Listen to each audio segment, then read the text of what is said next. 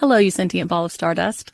My name is Casey Davis. I'm a therapist, and I'm an author of the book, How to Keep House While Drowning, where I talk about ways to make it a little bit easier to take care of yourself when you're overwhelmed, stressed, have mental health issues, physical health issues, or maybe you're just in a hard season of life. Maybe you're looking for a place that you can come and listen to some practical advice. This is a podcast for all of the self-help rejects. We're going to talk about skills for survival and self-kindness. And I'm going to leave the pop psychology at the door. I promise not to tell you to meditate or to journal. We're just going to give you some really insightful conversations with hopefully some practical advice. So I don't believe you need to pick yourself up by the bootstraps.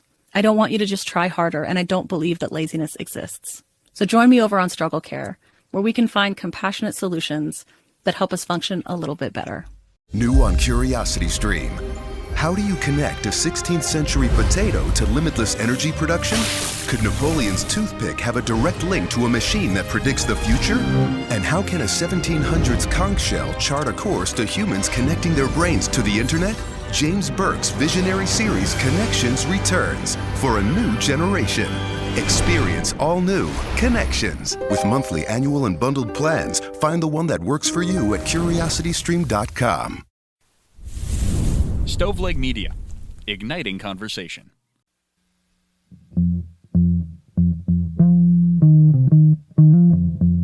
Hey thinkers, it's me, your girl, your host, Elena Grace, and you're listening to another episode of I've Been Thinking. So thank you for that. As always, we are thrilled to have you here.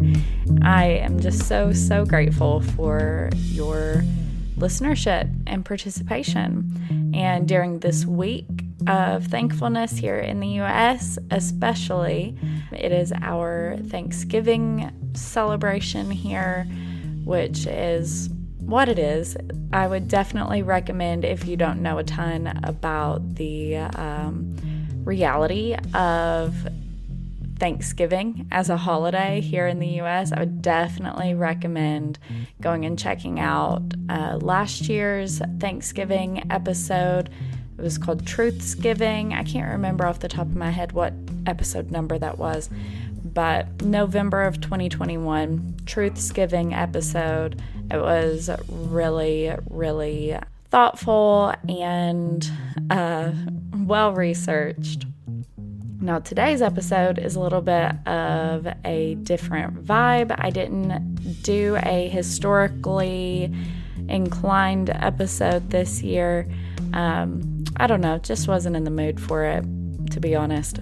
But what I did bring you is a really interesting interview with an author and therapist that I get to work with sometimes here in Florida, but she is also a fellow Kentuckian. So that is just like, that's been like the funniest thing, realizing that. And you can hear us talk a little bit about it in the episode.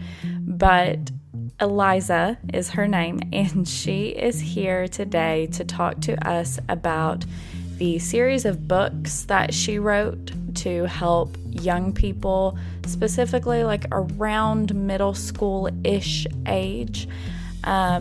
It's a series of novels, shorter novels, that she is writing to help children learn coping mechanisms for bullying, as well as to kind of help them work through different perspectives and issues and gain empathy and all kinds of good stuff.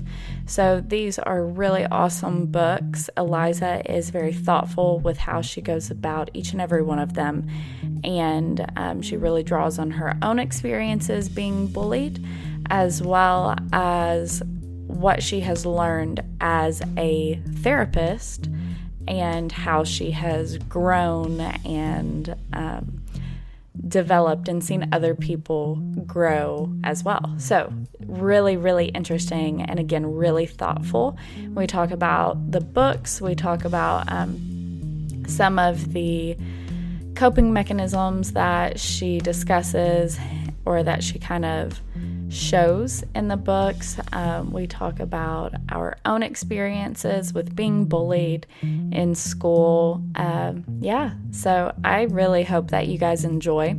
Now, my editor, Tyler, he did point out to me, because I forgot on our last episode before this, I forgot to tell you guys that there were a few sound issues at the very beginning of the episode.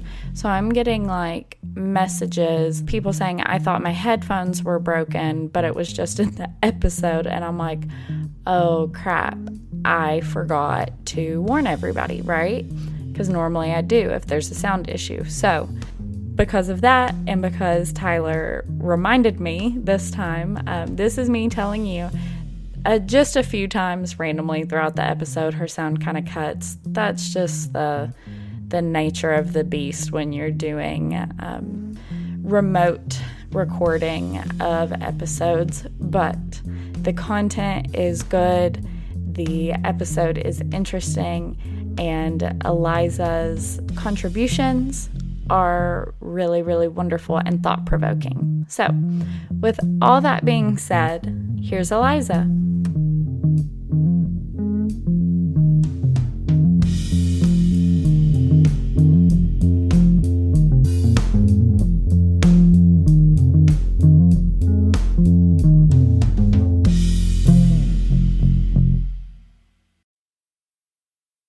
Hello everybody, my name is Eliza Scalia. I am a therapist and the author of the Adventures of Silver Dove series.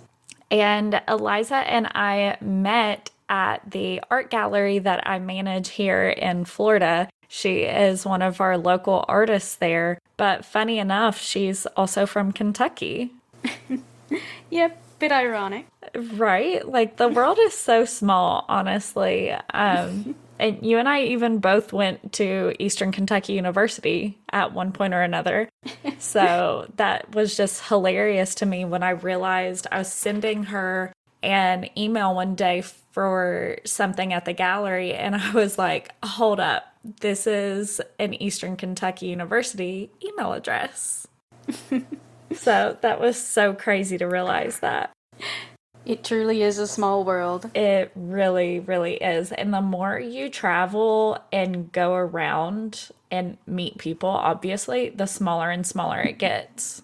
Oh, that is very true. I've done quite a bit of traveling and the world just seems smaller each time. Oh my gosh, each time. So we're here to talk about your book series, The Adventures of Silver Dove, but also what brought you to writing that series. And this is a really important and poignant topic for a lot of people. So I'd love for you to tell us a little bit about what the series is about and addressing and why you came to write it.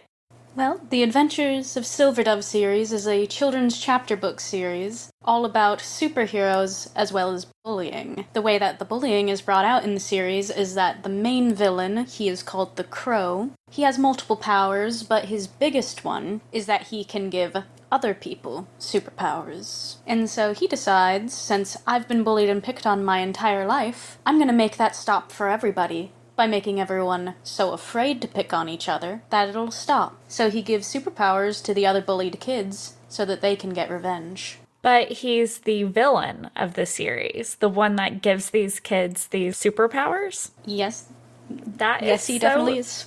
That's so interesting. I think that is a really, really cool take on what typically that would be considered like empowerment to, stand up for yourself, to exact revenge or whatever. So I think that's a really interesting take, that the person who gives them these powers to stand up for themselves is the villain. Well, the main issue is that most people don't realize there is only a very, very thin line between standing up for yourself and getting revenge on someone. Yeah, I think you're exactly right about that. That is really awesome that you're encouraging kids and ultimately parents also to think about that thin line and kind of what I guess the difference is. That's really going to encourage some critical thought between standing up for yourself and finding empowerment and becoming a bully yourself. Yes, because one thing that a lot of people haven't realized is that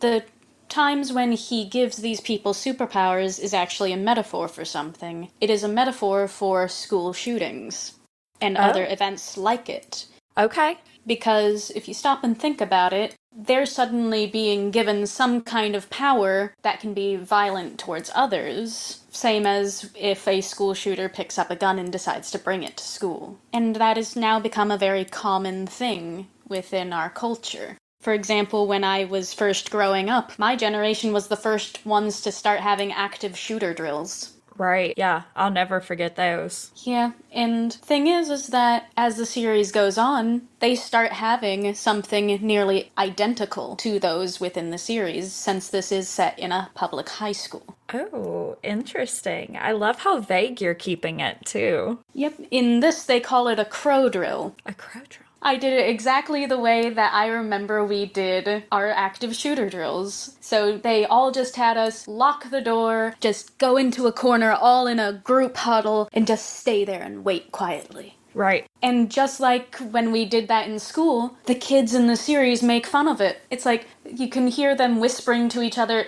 "This isn't gonna help.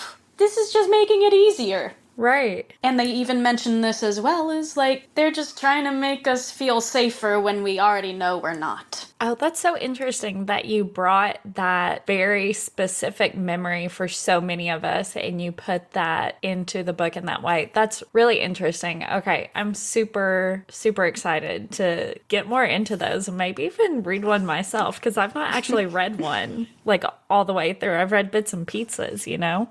Mm-hmm. Yeah, sometimes it takes effort to try and sit down and read something when life is so busy. Oh, for sure. For sure. I can't tell you the last time I actually read an entire book cover to cover in one, like, you know, even in one, like, go, not necessarily one day, but anyway, it's been a while. Yeah, same. I want to get back into reading again. More. I do too, for sure. Well, so what brought you to writing these books? Because, and we've talked about this a little bit off the air, but for the listener, what brought you to this point? Well, starting from when I was very little, I was bullied very consistently by practically everybody in my life.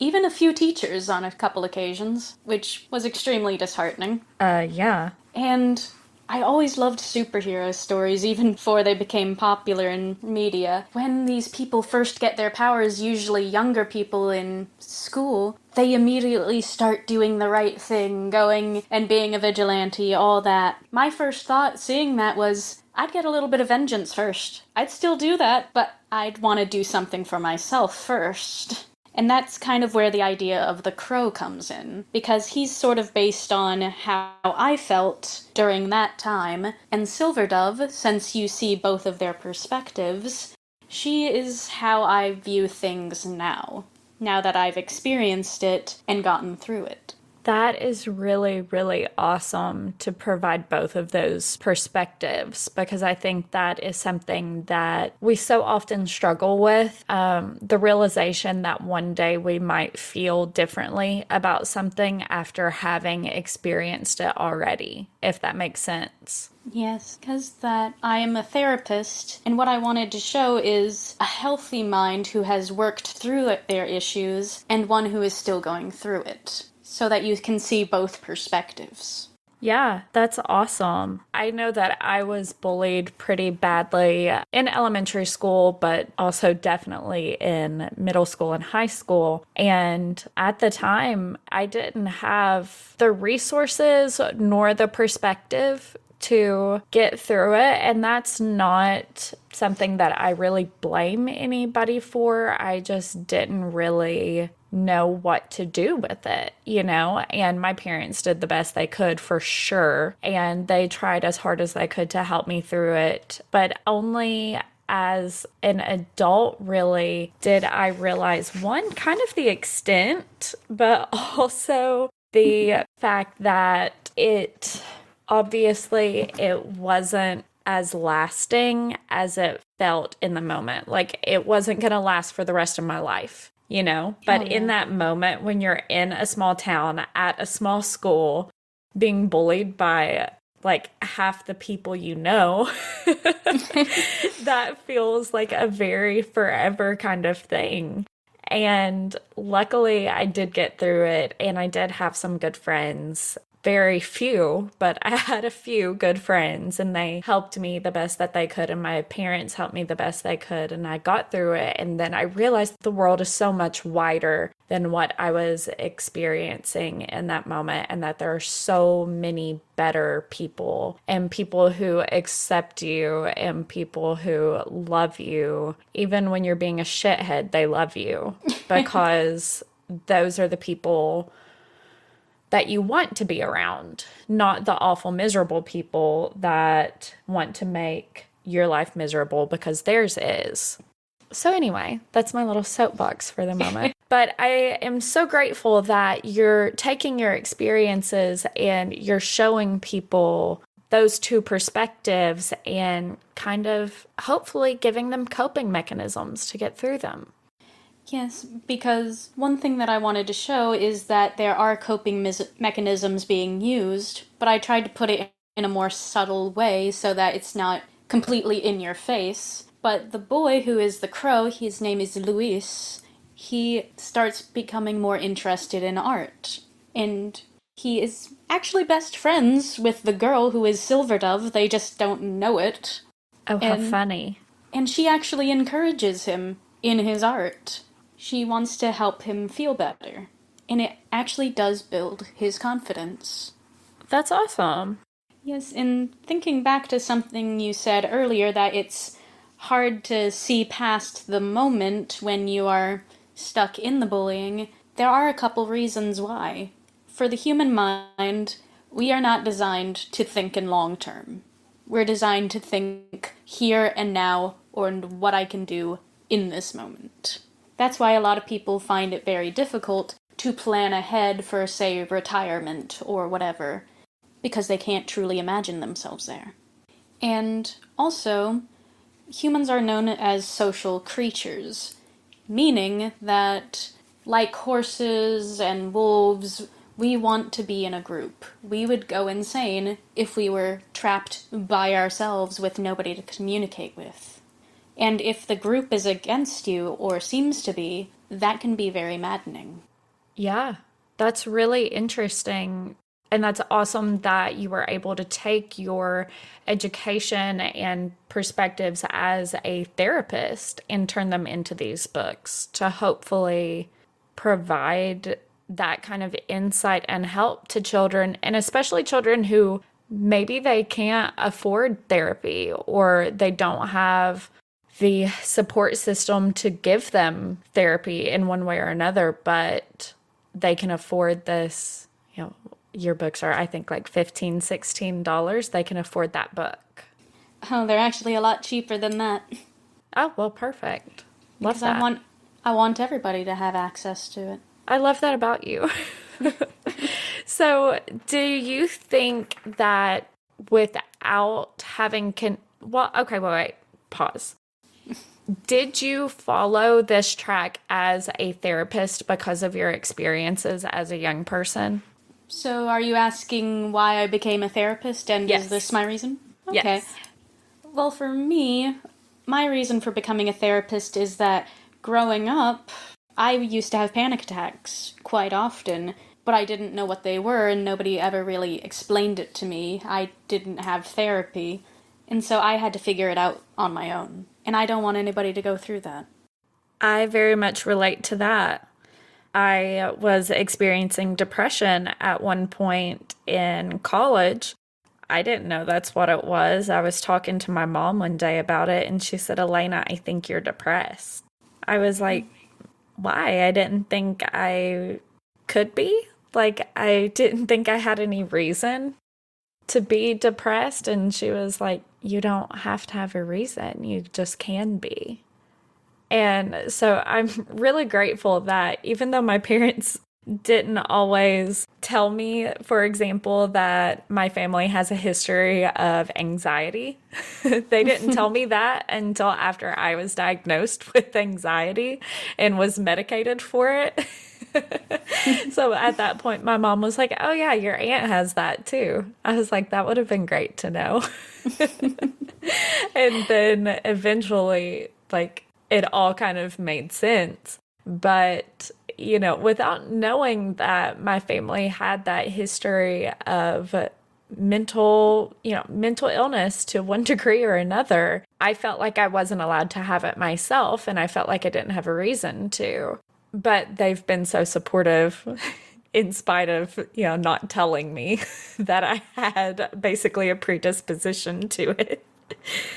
Yeah, and that is one thing when it comes to American culture, is that we feel like we need to have an excuse, or we play the comparison game with other people.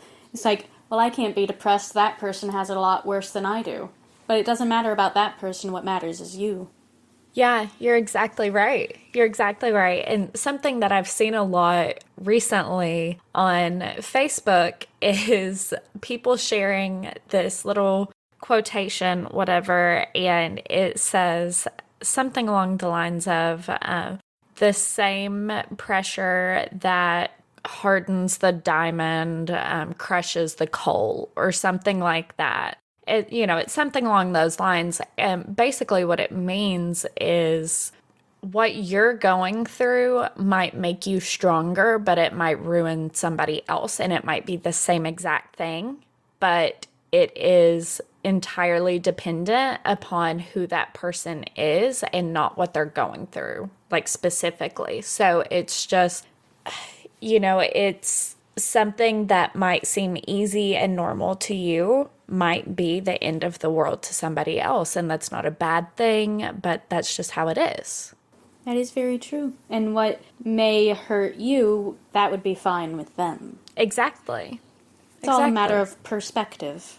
Absolutely. It is all a matter of perspective. And, that's what I've been thinking is really about, is highlighting different perspectives and uplifting those so that people can grow in their view of the world and can critically think and all of those things. Because I have realized in my years of being bullied and then of growing through it and realizing that the world is so much wider and so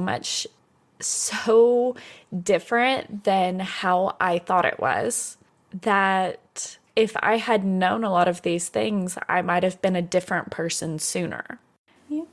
And I want to help other people grow and give them the resources to understand that the world maybe isn't as small as they think it is, even though we were just talking about how small it is. It's not as small in experience as we tend to think that it is. Yes, we tend to view where we live as our entire world. Mm-hmm. When one day we have the option of getting away. Exactly. And, the both of us growing up in Appalachia and having some similar small town experiences and similar experiences to the same kinds of people, I think that is really telling that we both came to this kind of point where we want to help others. Sometimes when you have the greatest difficulties growing up, you can empathize with it a bit more. And so you want to help people so they don't have to go through the same thing. Exactly.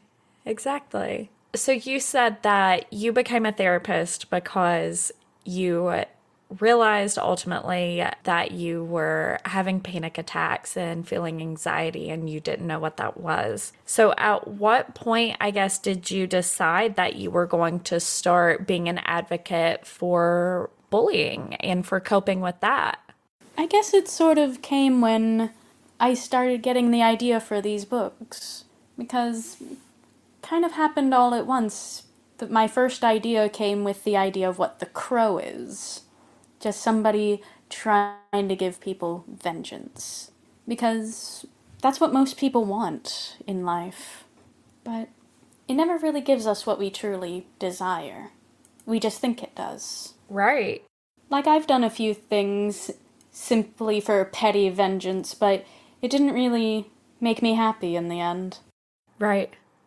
Like, for example, there was a guy who was sexually harassing me in my freshman science class, Oh, God. and the teacher never did anything about it. And one day, his friends were trying to convince him to kiss me, and so he leaned in close and I punched him in the throat. That was near the end of the school year, and so he never messed with me after that. But at the very beginning of my sophomore year of high school, he and I just magically were next to each other in the lunchroom line, and right when I was about to leave the line, I just wanted to have one last bit of pettiness towards him. And so I asked him, "So has anybody punched you in the throat yet this year?" And he just looked very surprised and said, "No." "Well, that's too bad then." And I walked away. Not too long ago, I realized he is dead. Oh. And I've never really gotten an exact answer because I didn't really know anybody who was close to him, so I couldn't really ask. But I believe it was suicide. So I may have hurt somebody who was already hurting.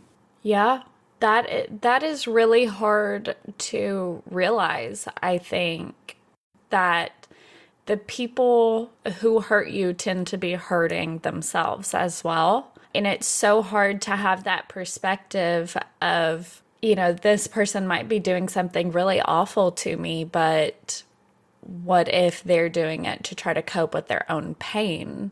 And my thoughts are always, even if you're in pain, even if you're trying to get through something yourself, you really shouldn't treat people badly. Like, that is not an excuse, but it is still something that happens.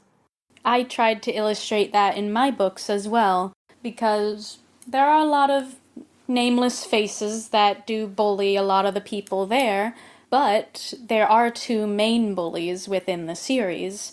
I wanted to have them as both a boy and a girl to kind of display how differently boys and girls bully each other. And the main guy bully, his name is Alex, it is implied that he might be abused at home, which is why he's doing this at school. Right. But you don't see that until a little bit later in the series. That is an awesome character development, that you have that person that at the beginning of the series, maybe you just hate that character. And then later you realize that they're more complex than you ever thought they could be, because that's really how it is in life. That is true. Nothing in life is ever truly simple. It's not. Nothing is ever black and white. Nope, everything is just a mottled gray.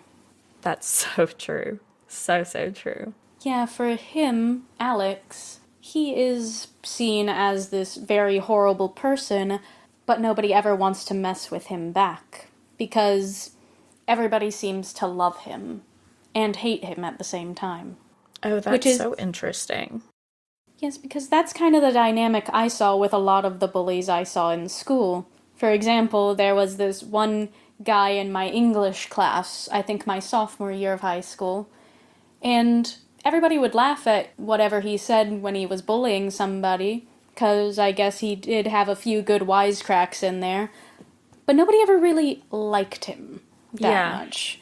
Like, something that I've realized as an adult is that he was a short, kind of chubby, not very attractive young man. Mm-hmm. And he was only teasing girls. So, one thing that he may have been struggling with is that I can't get any girl's attention unless I say something mean. Right. Because that seemed like the struggle he was going through. Because every time he did something to one of these girls, he seemed happy that their attention was on him. Right. Yeah, that's a really interesting perspective. Just in the same way that somebody might realize as an adult that the way they were getting attention from anybody in their life was, not the right kind of attention, but it was attention nonetheless, and it fed their need for it as an adolescent. Yeah, because no matter what the attention is, it is attention. Right. And human beings, especially when, as a child, you do need attention. Because if you have the focus on you, that's how you learn. That's how you learn how to do certain skills. That's how you learn how to be a human being in our world. If you don't have anybody there giving you attention, teaching you these things, you might not be a person you want to be or the world wants you to be. And that's where a lot of the issues with neglect comes in. Even if you're still giving the child food and whatever, if you don't teach them how to be a human being, they're never going to have a functioning life until they get that attention, until they get that help. Yeah, and until they learn how to function in society. Sometimes you get a kid that's smart enough to be able to figure it out on their own, but they still have the emotional issues. Mm-hmm. Because we do need the attention to be a functioning human being. We cannot be invisible. Right. Oh, how interesting. And that's one thing I tried showing with Luis as well. He isn't neglected, it's just that both of his parents are dead and he's being taken care of by his uncle. And his uncle just owns a little antique shop. He's trying so hard just be able to afford them being alive.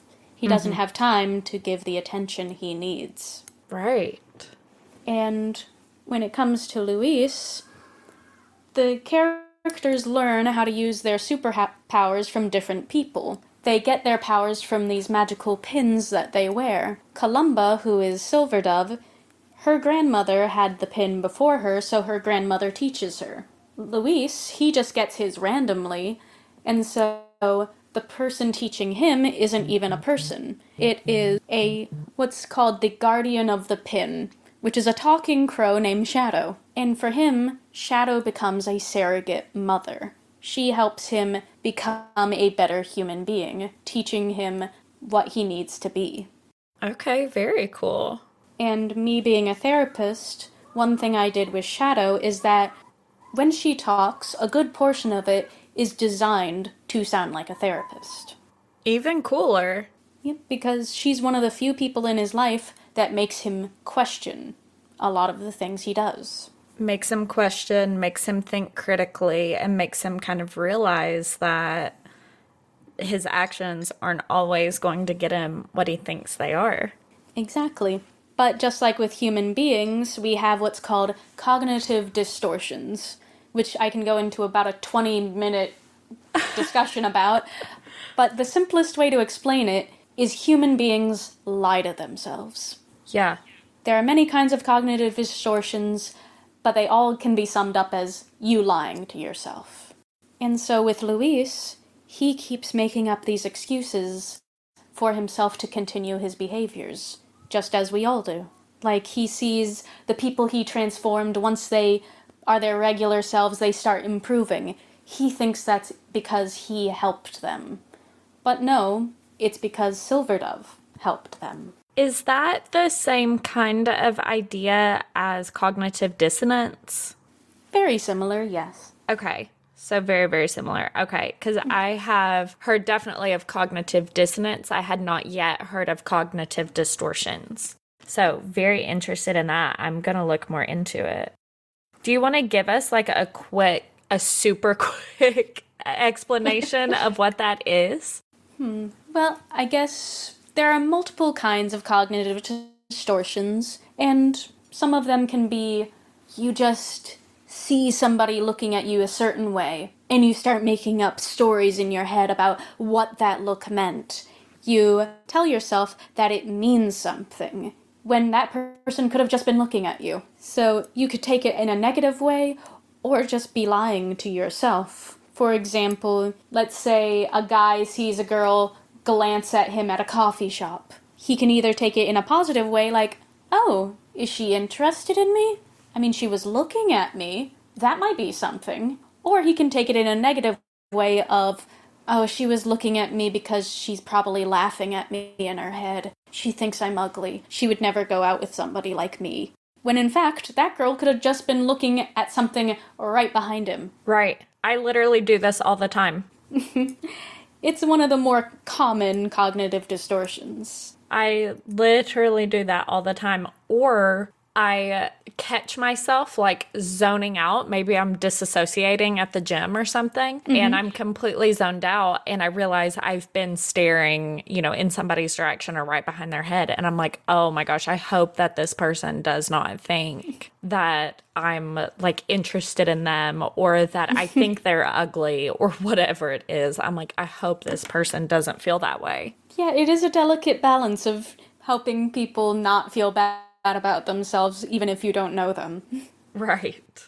Oh my gosh, that's so funny. I did not know there was a name for that, but now I'm so glad I do. Yeah, it is an interesting thing to look at, because if you look at a list of different cognitive distortions, it's like, oh, I do that all the time. Oh dear. Oh dear. Yeah, I find myself realizing those things a lot. Oh, how funny. Well, Eliza, is there anything else that you really want to make sure we get across today to the listener as we kind of start to wrap up? Because I don't want to take any more of your time. We're starting to get to kind of our wrap up point. What do you want to make sure that you leave the listener with? Well, I guess I can say is that everyone gets bullied in life, even if it's only for a small moment or for many years. Thing is, though, is that it does get better. You just need to focus on you and what you want. Because things always change. That's one of the few certainties of life. You can always rely that there will be taxes, there will be death, and there will be change. No matter how things feel right now, it will be different, whether it's going to be tomorrow or years from now. But you get to decide where you go. Nobody else does. So just decide on what you want and try to make it as positive for you and for everyone else as much as possible. That's really beautiful. And that's a really mic drop poignant ending. I thank you so much for that. You're very welcome. Do you have, well, I know that you do have a website, you have your blog, you have all of that. So tell the listener where they can find you and where they can find your books. Alrighty. My blog and website are all connected under elizascalia.com. So that is ELIZASCALIA.com. And I post a blog in there pretty often. Haven't been able to recently because my fiance had some minor surgery, so I've just kind of been focusing on that. He is fine. Okay, good. But yeah, everything else kind of went out of my mind. Yeah, for sure. That poor sweet man. Yeah, he's doing great though. Good. But yeah, you can see all of my books on there, and all books are available on Amazon. So when you look at the list of books, all of the ones with a colorful comic book-like cover, those are the Adventures of Silver Dove. The black and white covers, that's for a self-published series that I did years ago. That is definitely not for children. That is very violent. It was based off my childhood living in a very bad town. Oh God, I'm sorry. I'm sorry that I laughed at that too. That's... No, it's okay. Oh Lord. Yeah, you've told me about those. Yeah, definitely not for children. Oh my gosh. And if you're local to Florida, you can also find the books at Artful Things in Niceville. Oh, just a little plug for the gallery there. Oh my gosh. Eliza, thank you so much. I'm going to have definitely the link to your website and to your Amazon storefront on the blog post on my website for today's episode at I'veBeenThinkingPod.com, www.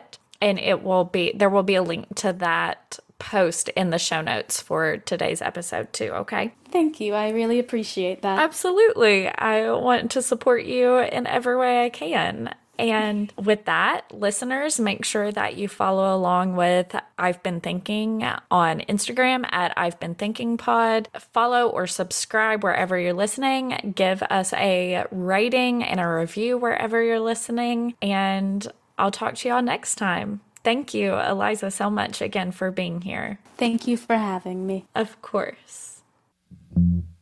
Thank you all again for listening to this episode with us today. And just a quick reminder to help the pod completely for free, leave us a rating and a review on Apple Pods or Spotify.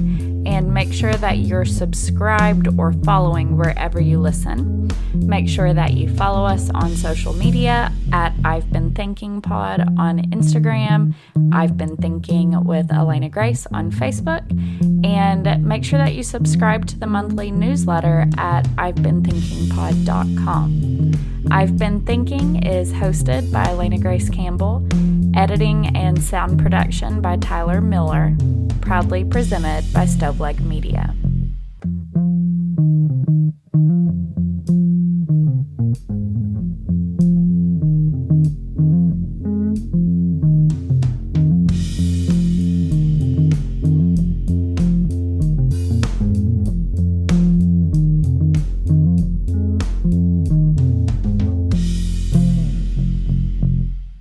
Hello, you sentient ball of stardust. My name is Casey Davis. I'm a therapist and I'm an author of the book How to Keep House While Drowning, where I talk about ways to make it a little bit easier to take care of yourself when you're overwhelmed, stressed, have mental health issues, physical health issues, or maybe you're just in a hard season of life. Maybe you're looking for a place that you can come and listen to some practical advice. This is a podcast for all of the self-help rejects. We're going to talk about skills for survival and self-kindness. And I'm going to leave the pop psychology at the door. I promise not to tell you to meditate or to journal. We're just going to give you some really insightful conversations with hopefully some practical advice. So I don't believe you need to pick yourself up by the bootstraps. I don't want you to just try harder, and I don't believe that laziness exists. So join me over on Struggle Care, where we can find compassionate solutions that help us function a little bit better. Wells Fargo presents one of the surest ways to grow your money. A Wells Fargo CD account, where you can earn a 5.00% annual percentage yield on an 11-month term with a minimum opening deposit of $5,000. Visit a Wells Fargo branch or wellsfargo.com/CD rates to open a CD account and start growing your savings with us. Wells Fargo Bank, N.A., member FDIC.